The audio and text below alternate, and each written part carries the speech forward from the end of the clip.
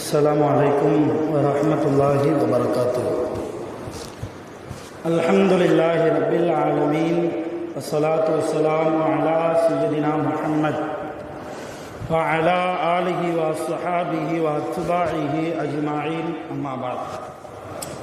أعوذ بالله من الشيطان الرجيم. بسم الله الرحمن الرحيم.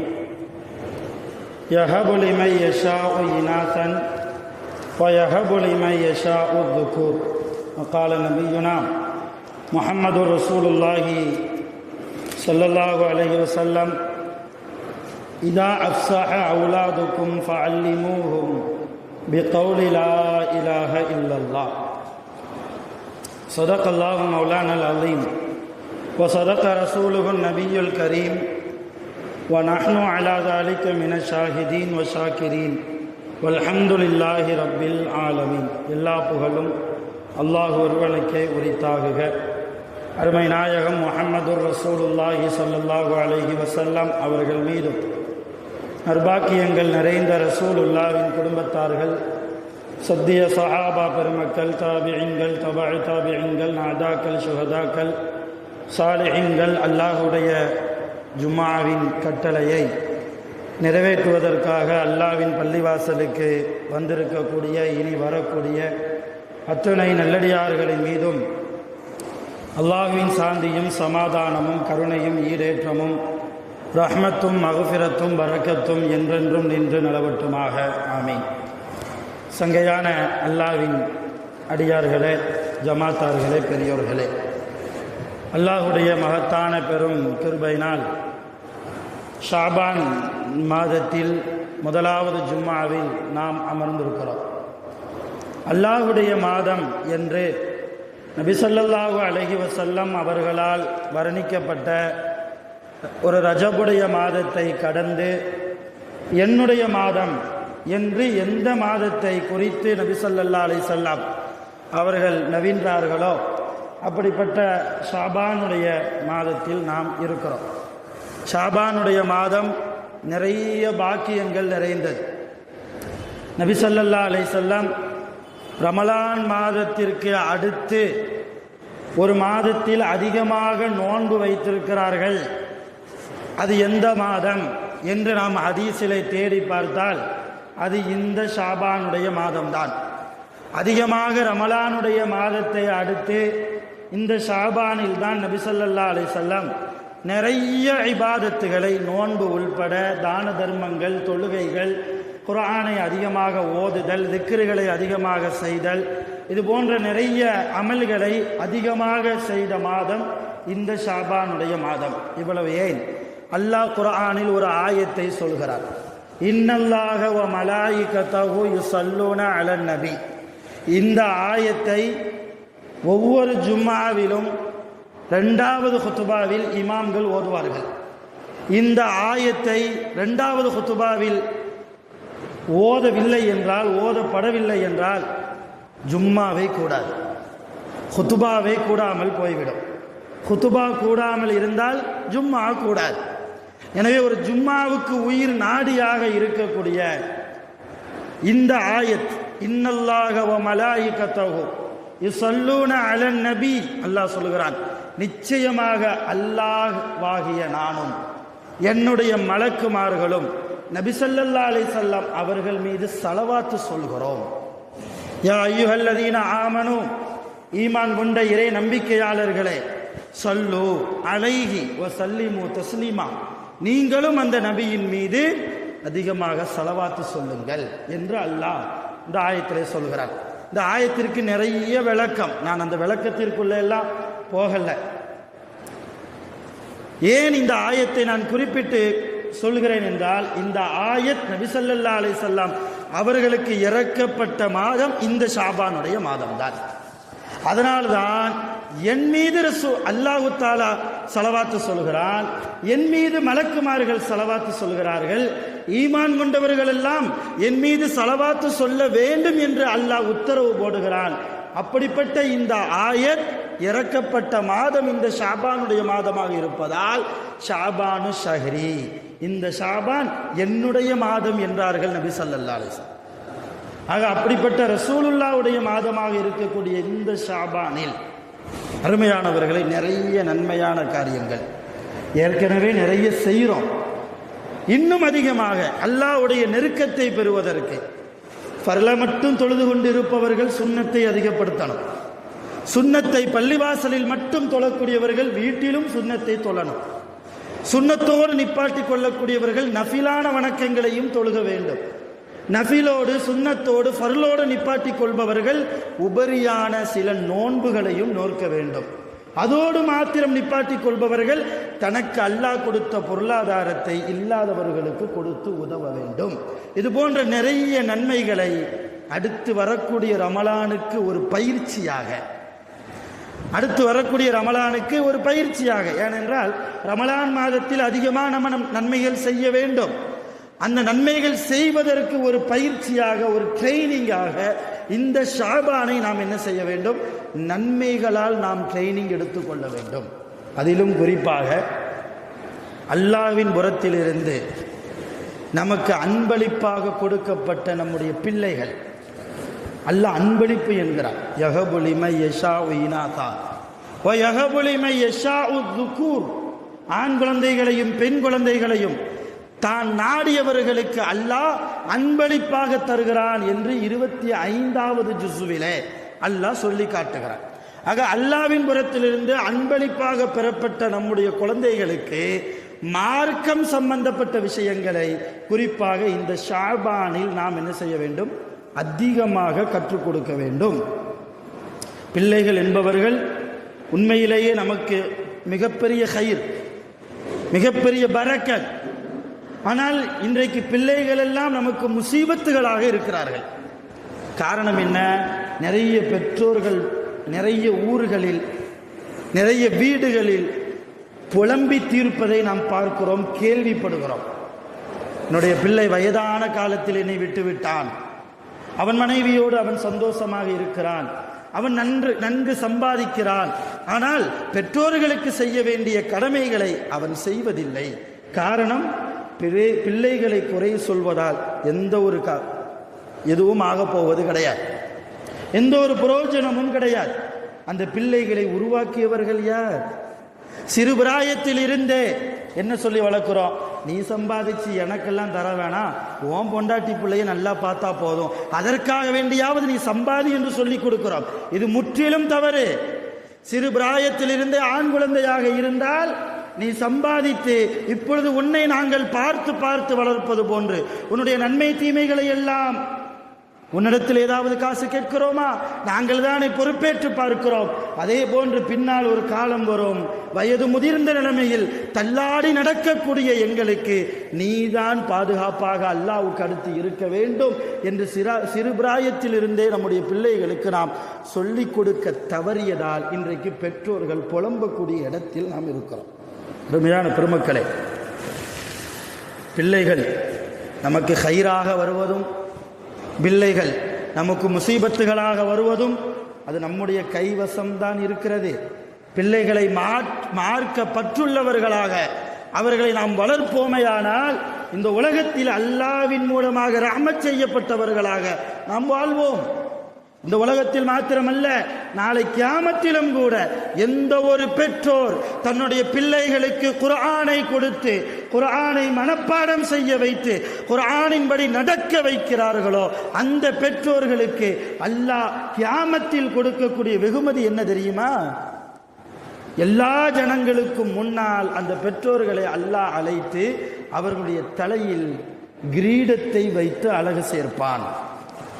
அந்த பெற்றோருடைய தலையில் அல்லாஹ் மகுடத்தை சூட்டுவான். ஹதீஸிலே வருகிறதே.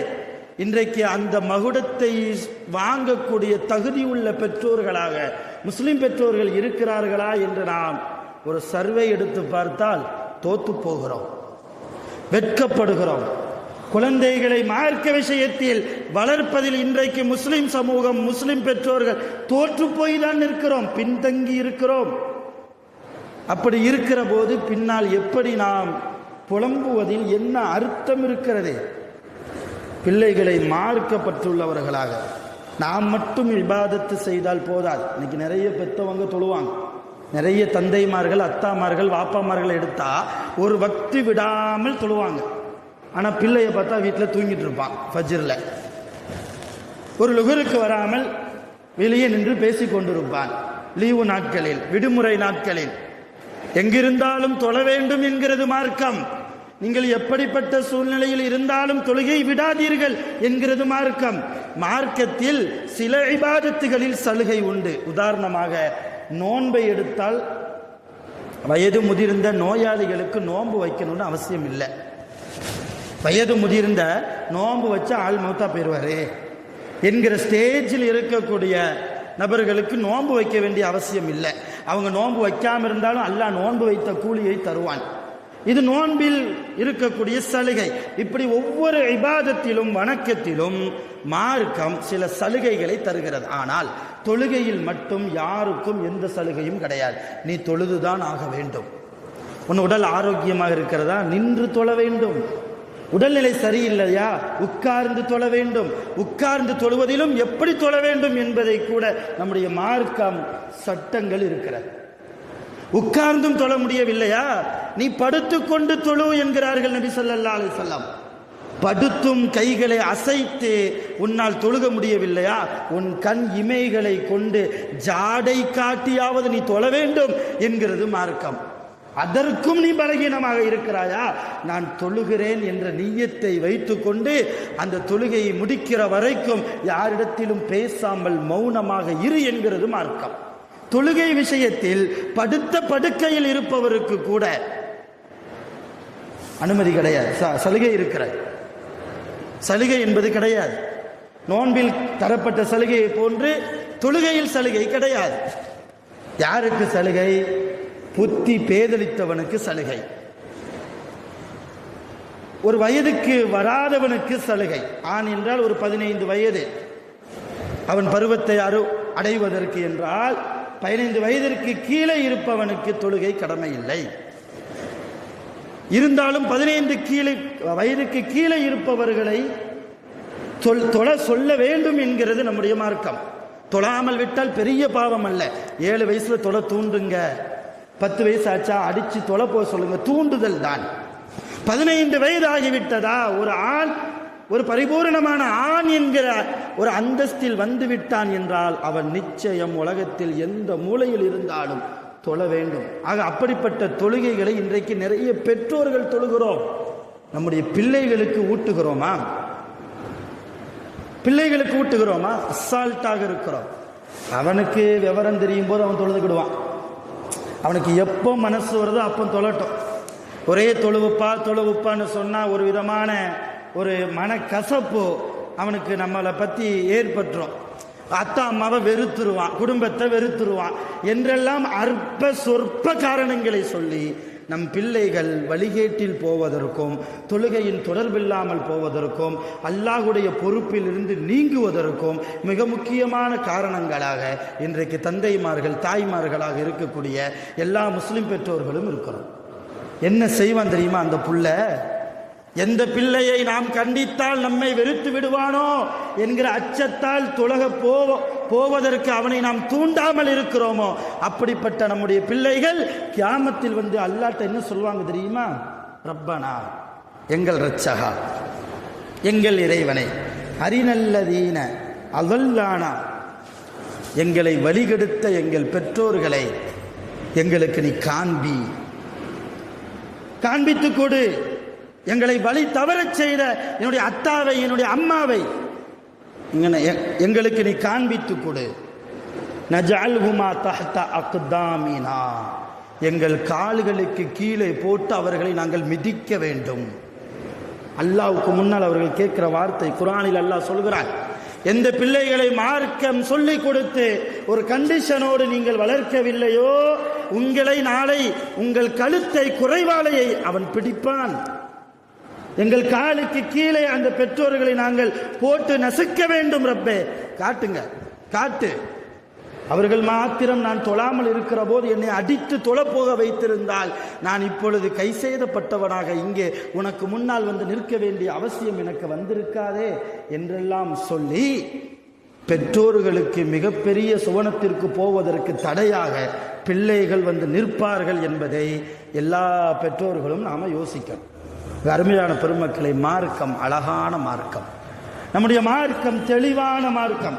பிள்ளைகளை எப்படி வளர்க்க வேண்டும் என்பதில் இஸ்லாமை விட உலகத்தில் வேறு எந்த மதமும் வேறு எந்த சமயமும் இவ்வளவு அழகாக குழந்தை பேச ஆரம்பிக்கிற போதே ஆன்மீகத்தை சொல்லிக் கொடுக்கிற மார்க்கம், அல்லாஹ்வை பற்றி ஞாபகப்படுத்துகிற மார்க்கம். ஹதீஸிலே நபி ஸல்லல்லாஹு அலைஹி வஸல்லம் அவர்கள் சொல்கிறார்கள், இதா அஃப்ஸஹ அவுலாதக்கும், உங்களுடைய குழந்தை தெளிவாக பேச ஆரம்பித்து விட்டால் ஃபஅல்லிமூஹும் பிகௌலி லா இலாஹ இல்லல்லாஹ், லா இலாஹ இல்லல்லாஹ் என்கிற கலிமாவை உங்கள் குழந்தைக்கு நீங்கள் சொல்லிக் கொடுங்கள். இன்னைக்கு அத்தா சொல்லு, அம்மா சொல்லு, பாட்டு சொல்லு, பாட்டி சொல்லு, தாத்தா சொல்லு, காரு சொல்லு, எல்லாத்தையும் சொல்றோம். கலிமாவை சொல்லி இருக்கிறோமா? அதனுடைய விளைவு என்ன? 50 வயசு ஆனாலும் கலிமா மனசுல இல்லாம போகுது. 50 வயது தாண்டினாலும் கூட கலிமாவின்படி வாழ்க்கை இல்லாமல் போகுது. காரணம், இதா அஃப்ஸஹ அவுலாதக்கும் ஃபஅல்லிமூஹும் பிகௌலி லா இலாஹ இல்லல்லாஹ், நல்ல தெளிவா பேச ஆரம்பிச்சுட்டா கலிமாவை சொல்லி கொடுங்கிறாங்க ரசூலுல்லாஹ். இந்த ஹதீஸை இன்றைக்கு நாம் விட்டு விட்டோம். இன்னொரு ஹதீஸ் ரசூலுல்லாஹ் சொல்றாங்க, அத்திபு அவுலாதக்கும், அத்திபு அவுலாதக்கும், உங்கள் குழந்தைகளுக்கு ஒழுக்கத்தை கற்றுக் கொடுங்கள், நல்ல ஒழுக்கத்தை கற்றுக் கொடுங்கள். யாரிடத்தில் எப்படி நடக்க வேண்டும்? பெரியோர்களா, அவர்களுக்கு மத்தியில் எப்படி நடக்க வேண்டும்? சிறியவர்களா, குழந்தைகளா, அவர்களோடு எப்படி அன்பாக பாசமாக, எங்கே கண்டிக்க வேண்டும், எங்கே அன்பு காட்ட வேண்டும் என்பதை சொல்லிக் கொடுங்கள். அந்த ஒழுக்கத்தை நீங்கள் காண்பியுங்கள். உங்கள் வாழ்க்கையிலிருந்து அவர்கள் படிக்கட்டும் என்கிறார்கள் நபிகள் பெருமான் ஸல்லல்லாஹு அலைஹி வஸல்லம். இன்னைக்கு அதெல்லாம் தவறு போய்விட்டோம் நாமெல்லாம். அதிலும் குறிப்பாக ரசூலுல்லாஹ் சொல்றாங்க, அலா ஸலாசி ஹிஸாலின், ஒரு 3 குணத்தின் மீது நல்ல ஒழுக்கத்தை உங்கள் குழந்தைகளுக்கு நீங்கள் கற்றுக் கொடுங்கள். ஒரு 3 விஷயம், அதில் கண்டிப்பாக உங்கள் குழந்தை அதை கடைபிடித்தே ஆக வேண்டும், அந்த நல்ல ஒழுக்கங்களை என்கிறார்கள் நபி ஸல்லல்லாஹு அலைஹி வஸல்லம். முதலாவது என்ன? ஹுப்பி நபியிக்கும், உங்கள் நபியை நேசிப்பதை கற்றுக்கொள்ளுங்கள், கற்றுக் கொடுங்கள். நீங்க மட்டும் ரசூலுல்லாஹ்வை நேசிக்கிறேன் உதட்டால சொன்னா மட்டும் போதாது. உங்கள் குழந்தைக்கும் விவரம் தெரிய ஆரம்பித்ததில் இருந்து, இன்னும் சொல்ல போனால் தொட்டிலில் இருக்கிற போதே முஹம்மது ரசூலுல்லாஹி ஸல்லல்லாஹு அலைஹி வஸல்லம் அவர்கள் மீது எப்படி அன்பு வைக்க வேண்டும், அவர்கள் மீது எப்படி ஸலவாத்து சொல்ல வேண்டும், அவர்கள் இல்லை என்றால் இந்த ஆலம் இல்லை, இந்த உலகம் இல்லை என்பதையெல்லாம் உங்கள் குழந்தைகளுக்கு ரசூலுல்லாஹ்வை பற்றி உண்டான ஒரு முஹப்பத். இன்னைக்கு பிள்ளைகளுக்கு ரசூலுல்லாஹ்னா யாரு? அவங்க நபி, அவ்வளவுதான். அவங்க அருமை என்ன, சிறப்பு என்ன, அவங்க கண்ணியம் என்ன தெரியாததனுடைய விளைவு நிறைய நாம் பார்க்கிறோம். 2வது ரசூலுல்லாஹ் சொன்னாங்க, 2வது குணம் வஹுப்பி அஹ்லி பைத்திஹி, ரசூலுல்லாஹ்வை நேசிக்க கற்றுக் கொடுங்கள். 2வது ரசூலுல்லாஹ்வுடைய குடும்பத்தார்களையும், ரசூலுல்லாஹ்வை மட்டும் நேசிச்சா போதாது, ரசூலுல்லாஹ்வுடைய குடும்பத்தார்களையும் நேசிப்பதற்கு நீங்கள் கற்றுக் கொடுங்கள் உங்கள் குழந்தைகளுக்கு. 3வது வகிராஅத்தில் குர்ஆன், குர்ஆனை நன்கு ஓதுவதற்கு உங்கள் குழந்தைகளுக்கு கற்றுக் கொடுங்கள்.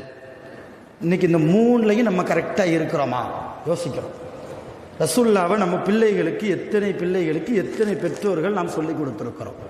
ரசூலுல்லாஹ்வுடைய குடும்பத்தார்கள், அவருடைய மகத்துவம் என்ன, அது சம்பந்தமாக வரக்கூடிய ஹதீஸுகளுடைய தரம் என்ன, அந்த ஹதீஸுகளுடைய விளக்கம் என்ன, குர்ஆனுடைய சிறப்பு என்ன, குர்ஆன் ஓதுவதால் கபரில் எந்த அளவு நம்முடைய கபர் வெளிச்சமாக்கப்படும், இதையெல்லாம் நம்முடைய பிள்ளைகளுக்கு இன்னைக்கு நாம் சொல்லி கொடுக்கிறோமா? தவறி போயிருக்கிறோம். நல்லொழுக்கத்தை பற்றி இன்னும் மார்க்கம் நபி ஸல்லல்லாஹு அலைஹி வஸல்லம் நிறைய சொல்றாங்க. உங்க குழந்தை சாப்பிடுகிறது என்றால் சம்மில்லா, முதல்ல பிஸ்மில்லா சொல்லிக் கொடுங்கள், பிஸ்மில்லா என்று சொல்லிக் கொடுங்கள். அவன் சிறுபிராயத்தில் இருக்கிற குழந்தை, ஆணோ பெண்ணோ, ஆண் குழந்தையோ பெண் குழந்தையோ, பசியால் வேகமாக அவனுடைய கைகளை உணவில் வைத்து வாயில் வைத்து விழுங்குவதற்குத்தான் அவன் முற்படுவான். அந்த நேரத்தில் பிஸ்மில்லா, அல்லாஹ்வுடைய சிந்தனை எல்லாம் வராது. அந்த நேரத்தில் அவன் கையை தட்டிவிட்டு முதலில் பிஸ்மில்லா, அதற்கு பின்னால் சாப்பிடப்பா என்று நாம் சொல்லிக் கொடுக்க வேண்டும். ரசூலுல்லாஹ் இன்னும் சொல்றாங்க, வக்குல் பி யமீனிக்க, அவனுடைய வலது கரத்தால் அவன் சாப்பிட வேண்டும் என்று நீங்கள் கற்றுக் கொடுங்கள். அவன் வலது கரத்தால் இடது கையால் சாப்பிடக்கூடாது, வலது கரத்தால் சாப்பிட வேண்டும் என்று சொல்லிக் கொடுங்கள். எந்த ஒரு காரியத்தை அவன் பேசுவதாக இருந்தாலும் இன்ஷா அல்லாஹ் என்கிற வார்த்தையை பயன்படுத்தி அவன் பேச வேண்டும் என்று நீங்கள் உங்கள் பிள்ளைகளுக்கு கற்றுக் கொடுங்கள் என்று நம்முடைய மார்க்கம் சொல்கிறது. இன்னைக்கு நம்மளே இன்ஷா அல்லாஹ்வை மறந்து போய் இருக்கிறோம். சில பேர் சொல்றோம், பல பேர் மறந்து போய் தான் இருக்கிறோம். இன்ஷா அல்லாஹ், அல்லாஹ் நாடினால் என்கிற அர்த்தத்தை பொருந்திய ஒரு அரபி வார்த்தை இன்ஷா அல்லாஹ், மிகப்பெரிய மகத்துவம். இன்ஷா அல்லாஹ் என்கிற வார்த்தைக்கு நிறைய சிறப்புகள் உண்டு, நிறைய சிறப்புகள் உண்டு. சிந்தனைக்கு எட்டாத காரியத்தை கூட ஒரு மனிதன் நான் செய்வேன் என்று சொல்லி அவன் இன்ஷா அல்லாஹ் என்று சொன்னால் அந்த காரியத்தை அல்லாஹ் நடத்துவான், அந்த காரியத்தை அல்லாஹ் நடத்துவான் என்று நபி ஸல்லல்லாஹு அலைஹி வஸல்லம் அவர்கள் கூறுகிறார்கள். அருமையான பெருமக்களே, நம்முடைய பிள்ளைகளை நல்ல ஒழுக்கத்தோடு அல்லாஹ்வின் மூலமாக ஹிபத்தாக அன்பளிப்பாக பெற்றுக்கொண்ட நம்முடைய பிள்ளைகள் எவ்வளவு தூரம் பொய் பேசாமல், புறம் பேசாமல், அடுத்தவரை பற்றி யோசிக்காமல் வாழ்கிறோமா? நம்முடைய பிள்ளைகளை அப்படிப்பட்ட நல்ல சாலிஹான பிள்ளைகளாக, சாலிஹத்தான நல்ல பெண் குழந்தைகளாக நம்முடைய குழந்தைகளை உருவாக்குகிறோமா என்பதில் மிகப்பெரிய கவனம் எடுக்க வேண்டும்.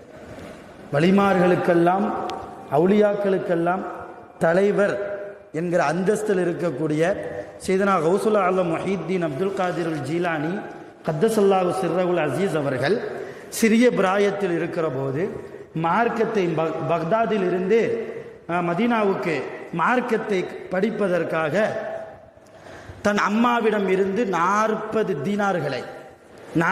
தீனார்களை வழி செலவுக்காக வாங்கி கொண்டு வருகிறார்கள். ஒரு வருகிற வழியில் ஒரு கொள்ளை கூட்டம் வழிமறைக்கிறது. அங்கே இருந்தவர்கள் எல்லாரிடத்திலும் உன்னிடத்தில் என்ன இருக்கிறது, உன்னிடத்தில் என்ன இருக்கிறது என்று சொல்லி அவர்கள் கைவசம் இருந்த எல்லா பொருட்களையும் செல்வங்களையும் அபகரித்தார்கள். அப்படி சிறுபிராயத்தில் இருக்கிற கௌசுல் ஆலம் முஹீத்தீன் அப்துல் காதிர் ஜீலானி அவர்களை அந்த கொள்ளையர்கள், வழிப்பறி கொள்ளையர்கள் பார்த்ததும், இந்த சின்ன பையன்கிட்ட என்ன இருக்க போதே, சரி இருந்தாலும் கேட்போமே என்று சொல்லி, உன்ட்ட ஏதாவது இருக்குதா? இப்போ நம்ம பிள்ளைகளாக இருந்தால் சத்தியமாக என்கிட்ட எதுவுமே இல்லை சொல்லிடுவோம் இல்லையா? சொல்லிடுவாங்க. நாமே அப்படி தான் சொல்லுவோம், பெரியவங்களே இருந்து வச்சுக்கிட்டே இல்லம்போம். ஆனால் கௌசுல் ஆலம் முஹீத்தீன் அப்துல் காதிர் ஜீலானி சொன்னார்கள், 40 திர்ஹம் தீனார் என்னிடத்தில் இருக்கிறது, அது என்னிடத்திலிருந்து வாங்க போகிறீர்களா?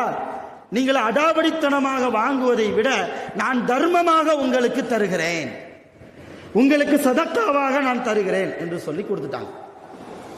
அப்ப அந்த கொள்ளை கூட்டத்தின் தலைவன் வந்து கேட்டான், நீ நினைத்திருந்தால் இல்லை என்று சொல்லியிருக்கலாம், பொய் சொல்லியிருக்கலாம், ஏனப்பா என்னிடத்தில் உண்மையை சொன்னாய்? நீ உண்மையை சொன்னதால் இந்த 40 உனக்கு இல்லாமல் போய்விட்டதே. நீ பொய் சொல்லி இருந்தால் இந்த 40 உன்னிடத்திலேயே இருந்திருக்குமே, உன்னுடைய வழி செலவுக்காக நீ பயன்படுத்தி இருக்கலாம், இல்லாதவர்களுக்கு கூட நீ உதவி இருக்கலாமே. இப்போ சையதுனா முஹீத்தீன் அப்துல் காதிர் ஜீலானி அவங்க சொன்னாங்க, அல் கிஸ்பு யஅகுலுல் ஈமான். எங்கள் நபி ஸல்லல்லாஹு அலைஹி வஸல்லம் அவர்கள் சொன்னதாக என்னுடைய தாய் எனக்கு கற்றுக் கொடுத்த ஒரு ஹதீஸ், என்னுடைய அம்மா எனக்கு கற்றுக் கொடுத்த ஒரு ஹதீஸ் என்ன தெரியுமா? பொய் ஈமானை தின்றுவிடும், பொய் பேசுவது ஈமானை தின்றுவிடும். நான் அல்லாஹ்வுடைய கல்வியை கற்பதற்காக மதீனாவுக்கு செல்கிறேன். எந்த நபிகள் ஸல்லல்லாஹு அலைஹி வஸல்லம் பொய் ஈமானை தின்றுவிடும் என்று பேசினார்களோ அந்த நபி ஸல்லல்லாஹு அலைஹி வஸல்லம் அவர்கள் தூங்கிக் கொண்டிருக்கிற புனிதமான மதீனத்து பூமிக்கு மார்க்க கல்வியை பயில்வதற்காக நான் செல்கிறேன். இந்த புனித பயணத்தில் நான் பொய் பேசுவதா? நான் பொய் பேசிக்கொண்டு மார்க்க கல்வியை பயில்வதா? நான் பொய் பேசிக்கொண்டு என்னுடைய அம்மாவுக்கு மாறு செய்வதா? என் அம்மாவை விட்டு விடுங்கள், பொய் பேசாதீர்கள் என்று சொன்ன என்னுடைய தலைவர் முஹம்மது ரசூலுல்லாஹி ஸல்லல்லாஹு அலைஹி வஸல்லம் அவர்களுக்கு நான் எப்படி மாறு செய்ய முடியும்? எனவே நான் உண்மையை பேசுகிறேன். இந்த 40 போனால் அல்லாஹ் எனக்கு 400 தருவான் என்கிற நம்பிக்கை இருக்கிறது என்றார்கள். எப்போ? 50 வயசுலையா? 10 to 20 வயதிற்கு உள்ளே அவருடைய வரலாறுகளில் இது போன்ற மெய்சில் இருக்க வைக்கிற வரலாறுகளை நாம் பார்க்கிறோம் என்றால், இப்போ அந்த தாய் எப்படி தன்னுடைய பிள்ளைக்கு பொய் சம்பந்தமாக எவ்வளவு ஆழமாக அவர்களுடைய மனதில் பதிந்திருந்தால், இக்கட்டான சூழ்நிலையிலும் கூட பொய் பேசக்கூடாது என்கிற மன உறுதி அவர்களிடத்தில் இருந்திருக்கும். அருமையான பெரியோர்களை, இது போன்ற நல்ல சாலியான குழந்தைகளாக நம்முடைய பிள்ளைகளை நாம் வளர்க்க வேண்டும்.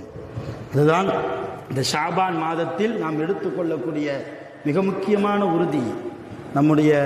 நம்மை நாசமாக்கக்கூடியவைகளில் பிள்ளைகளும் ஒன்று. நம்முடைய மறுமை வாழ்க்கை கேள்விக்குறியான வாழ்க்கையாக அமையுமா என்கிற சந்தேகத்தில் பிள்ளைகளும் குறுக்கே நிற்பார்கள். எப்போ நாம ஒழுங்கா வளர்க்கலன்னா, குர்ஆனை சொல்லிக் கொடுக்காவிட்டால், ஹதீசுகளை சொல்லிக் கொடுக்காவிட்டால், நல்ல ஒழுக்கங்களை போதிக்காவிட்டால், அல்லாஹ் சொல்கிறான், யா அய்யுஹல்லதீன ஆமனூ, ஈமான் கொண்ட இறை நம்பிக்கையாளர்களே, லா துல்ஹிக்கும் அம்வாலுக்கும் வலா அவுலாதுக்கும் அன் திக்ரில்லாஹ், உங்களுடைய குழந்தைகளும் உங்களுடைய பிள்ளைகளும் உங்களுடைய செல்வங்களும் அல்லாஹ்வை திக்ர் செய்வதை விட்டும், அல்லாஹ்வை ஞாபகப்படுத்துவதை விட்டும் உங்களை நாசமாக்கி விட வேண்டாம், உங்களை பாழாக்கி விட வேண்டாம், உங்களை அழித்து விட வேண்டாம். இன்றைக்கு நிறைய தொழுகையாளியாக இருக்கக்கூடிய பெற்றோர்கள் கூட பிள்ளைகள் கொடுக்கிற தொல்லையால், என்ன அல்லாஹ் எவ்வளோ இத்தனை வருஷம் தொழுதோம், என் பிள்ளையே எனக்கு சரியா அமையலையே என்று அல்லாஹ்வை நிராகரிக்கிற, அல்லாஹ்வின் ரஹ்மத்தின் மீது, அல்லாஹ்வுடைய ரஹ்மத்தின் மீது ஒரு விதமான நிராசையாக போகக்கூடிய நிறைய பெற்றோர்கள். அவர்கள் நிராசையாகி போவதற்கு யார் காரணம்? அவருடைய பிள்ளைகள். அப்படிப்பட்ட பிள்ளைகளாக உங்கள் பிள்ளைகளை நீங்கள் ஆக்கிவிட வேண்டாம்.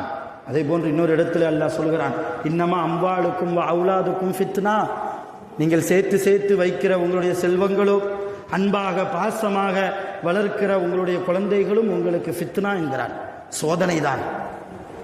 செல்வத்தை சம்பாதிக்க அல்லாஹ் சொல்கிறான், குழந்தைகளை வளர்த்தெடுக்க பெற்றெடுக்க அல்லாஹ் தான் சொல்லுகிறான். மார்க்கம் அதை வரவேற்கிறது. இருந்தாலும் எந்த செல்வம் நமக்கு ஃபித்னா, எந்த குழந்தை, எப்படிப்பட்ட பிள்ளைகள் நமக்கு சோதனை என்றால், எந்த குழந்தைகளின் மூலமாக, எந்த செல்வங்களின் மூலமாக நாம் அல்லாஹ்வை நெருங்குவதற்கு தடையாக எந்த குழந்தைகளும் எந்த செல்வங்களும் இருக்கிறதோ, அப்படிப்பட்ட குழந்தைகளும் அப்படிப்பட்ட செல்வங்களும் நமக்கு சோதனை. நம்முடைய பிள்ளைகளை பார்த்தால் ஒரு விதமான தக்வா நமக்கு வர வேண்டும். பிள்ளைகளுடைய முகத்தை பார்த்தால் தக்வா நமக்கு வர வேண்டும். நம்மை பார்த்தால் இறை அச்சம் நம்முடைய பிள்ளைகளுக்கு வர வேண்டும். அது போன்ற நல்ல பெற்றோர்களாக, நல்ல பிள்ளைகளாக நாமும் இருக்க வேண்டும், நம்முடைய பிள்ளைகளையும் உருவாக்க வேண்டும் என்பதை இந்த ஷாபானுடைய முதல் ஜும்மாவில் ஒரு வைராக்கியமாக எடுத்துக்கொள்ள வேண்டும். கண்டிப்பாக என காலத்தின் அவசியம் அது. திரும்பிய திசையெல்லாம் ஷைத்தான் தன்னுடைய வலையை விரித்து கொண்டு மூமின்களை கெடுப்பதற்காக, இஸ்லாமியர்களை கெடுப்பதற்காக நரகத்தின் பாதையின் பக்கம் அவன் அழைத்து கொண்டே இருக்கிறான். திரும்பிய திசையெல்லாம் ஒரு காலம் இருந்தது, பாவம் செய்வதாக இருந்தால் தனிமையில் ஒதுங்க வேண்டும். இன்னைக்கு அப்படிலாம் கிடையாது. இன்னைக்கு அப்படிலாம் கிடையாது. தனிமையில் இருக்கிறவன் தான் பாவம் செய்வான் அப்படிங்கிற லாஜிக்கெல்லாம் மறைஞ்சு போய் ரொம்ப வருஷமாகி போச்சு. இன்னைக்கு மக்களோட மக்களாக இருந்தாலும் கூட பாவம்தான். இங்கேயே நிதர்சனமாக பார்க்குறோம். பள்ளிவாசலிலேயே, பள்ளிவாசல் அல்லாஹ்வை பற்றி பேசக்கூடிய இடம், பள்ளிவாசல் அல்லாஹ்வை வணங்கக்கூடிய இடம். அந்த பள்ளிவாசலுக்கு தொழுகைக்கு வந்துவிட்டு எத்தனை பேர் பேசி கொண்டிருக்கிறோம் இல்லையா? இப்போ இதுவும் ஒரு பாவம் தானே, இதுவும் ஒரு குற்றம் தானே. அப்போ குற்றம் செய்வதாக இருந்தால் தனிமையில் ஒதுங்கணும் என்கிற லாஜிக்கெல்லாம் ரொம்ப மறைஞ்சு போச்சு. ஆக அருமையான பெருமக்களை, நிறைய கவனம் வேண்டும். தொடர்ந்து பேசுவோம். வல்ல ரஹ்மான் பெற்றோர்கள் குறித்து எந்த அளவு நல்ல ஒழுக்கத்தோடு நடக்க சொல்லியிருக்கிறானோ, குழந்தைகளை எப்படி உருவாக்க சொல்லியிருக்கிறானோ, அதன்படி நாமும் நம்முடைய பிள்ளைகளையும் உருவாக்கி நல்ல சாலிஹீன்களாக வாழ்வதற்கு, வாழ்ந்து மறைவதற்கு வல்ல ரஹ்மான் நம் அனைவர்களுக்கும் அருள் புரிவானாக. ஆகிர் தஅவானா அல்ஹம்துலில்லாஹி ரப்பில் ஆலமீன். ஒரு சின்ன விஷயம், ஒவ்வொரு ஜும்மாலையும் சில வாலிபர்களை நான் பார்க்குறேன். ஹுத்துபா ஓதிக்கிட்டு இருக்கும்போது பேசுகிறீங்க, ஹுத்துபா ஓதுகிற போது நீங்கள் பேசுகிறீர்கள். ஜும்மா பயான் கேட்கறதுக்கு மட்டும் இல்லை, ஹுத்துபா கூடுனாதான் உங்களுக்கு ஜும்மா கூடும். 2 ரக்காய் தொழுதுட்டா ஜும்மா தொழுதுட்டோம் அப்படிங்கிற நினைப்பு தயவு செய்து வாலிபர்களுக்கு வேண்டாம். உங்கள் தோளில் அன்போடு கை போட்டு நான் சொல்கிறேன், அரவணைப்போடு சொல்கிறேன். ஒரு ஆலிம் என்கிற அடிப்படையில் சொல்வது என் கடமை. நான் ஹுத்துபா ஓதுகிற போது நீங்கள் பேசிக் கொண்டிருந்தால் உங்களுக்கு ஹுத்துபா கூடாமல் போய்விடும். ஹுத்துபா கூடாமல் போய்விட்டால் ஜும்மாவை கூடாது. நீங்கள் 2 ரக்காத் தொழுதாலும் சரி, அந்த 2 ரக்காத்தில் எவ்வளோ தக்குவாவோடு தொழுதாலும் சரி, வேறு சிந்தனை இல்லாமலே தொழுதாலும் சரி, பிரயோஜனம் அளிக்காது. அதே போன்று ஜும்மாவுக்கு வந்திருப்பவர்கள் தயவு செஞ்சு முதல்ல உள் பள்ளியை நிரப்புங்க. நான் ஒவ்வொரு ஜும்மாலையும் பார்க்குறேன், உள் பள்ளியை முதல்ல நிரப்புங்க. ரசூலுல்லாஹ் சொன்னாங்க, முதல் சஃபை பூரணப்படுத்துங்க, அடுத்து 2வது சஃப், அடுத்து 3வது சஃப். இடைவெளி என்பது பள்ளிவாசலில் இருக்கக்கூடாது. இவ்வளவு பேர் வந்து ஒன்றோடு தோளோடு தோள் நின்று ரசூலுல்லாஹி ஸல்லல்லாஹு அலைஹி வஸல்லம் சின்ன விஷயத்தை மட்டும் சொல்லி முடிச்சிட, ரொம்ப நேரம் இருக்கிறேன்னு யாரும் தயவு செஞ்சு ஜமாத்தார்கள் நினைக்க வேண்டாம். கடைசி நேரத்தில் ரசூலுல்லாஹ் இருக்கும்போது இன்னும் ஒரு சில நாளில் ரசூலுல்லாஹ்வுடைய உயிர் பிரிஞ்சிடும். அந்த நேரத்தில் ரசூலுல்லாஹ் திரையை விலக்கி பள்ளிவாசலை பார்த்தாங்க. ரசூலுல்லாஹ்வுடைய வீட்டுக்கும் பள்ளிவாசலுக்கும் ஒரு திரை தான். திரையை அகற்றிட்டா இந்த சைடு ஆயிஷா அம்மாவுடைய வீடு, அங்கிட்டு பள்ளிவாசல். திரைச்சீலையை அகற்றிட்டு ரசூலுல்லாஹ் பார்த்தாங்க, சிரித்தாங்க. இப்போ ஆயிஷா அம்மா ஏங்க சிரிக்கிறீங்கன்னு கேட்கும்போது, என்னுடைய சமூகம் தோளோடு தோள் நின்று இடைவெளி இல்லாமல் பள்ளிவாசலிலே தொழுது கொண்டிருக்கிறார்கள்.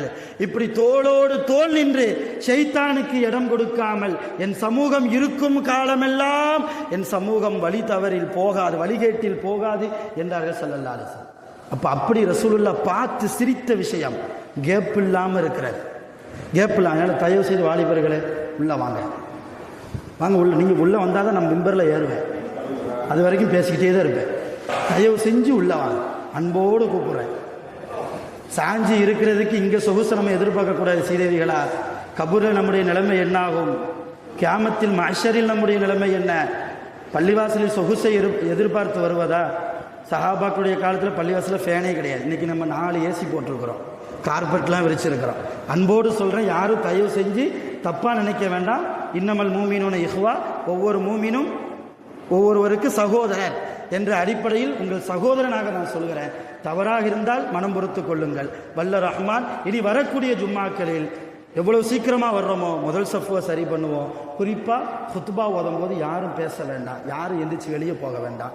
தவிர்க்க முடியாத சூழ்நிலையில் வெளியே போனாலும் யார்கிட்டையும் பேச வேண்டாம், எந்த கஞ்சாடையும் காமிக்க வேண்டாம். வெளியே இருந்து பேசுகிறாங்களா அவங்கள பார்த்து கூட நீங்கள் அமைதியார் அப்படிங்கிறது போன்று ஒரு கைஜாடை கூட நீங்கள் காட்டிவிட வேண்டாம். ஹுத்பா ரொம்ப முக்கியம் என்பதை மாத்திரம் உங்கள் கவனத்தில் வைத்துக் கொள்ளுங்கள். வல்ல ரஹ்மான் நம் அனைவர்களுக்கும் நிரப்பமாக அருள் புரிவானாக. வ ஆகிரு தஅவானா அல்ஹம்துலில்லாஹி ரப்பில் ஆலமீன். அஸ்ஸலாமு அலைக்கும்.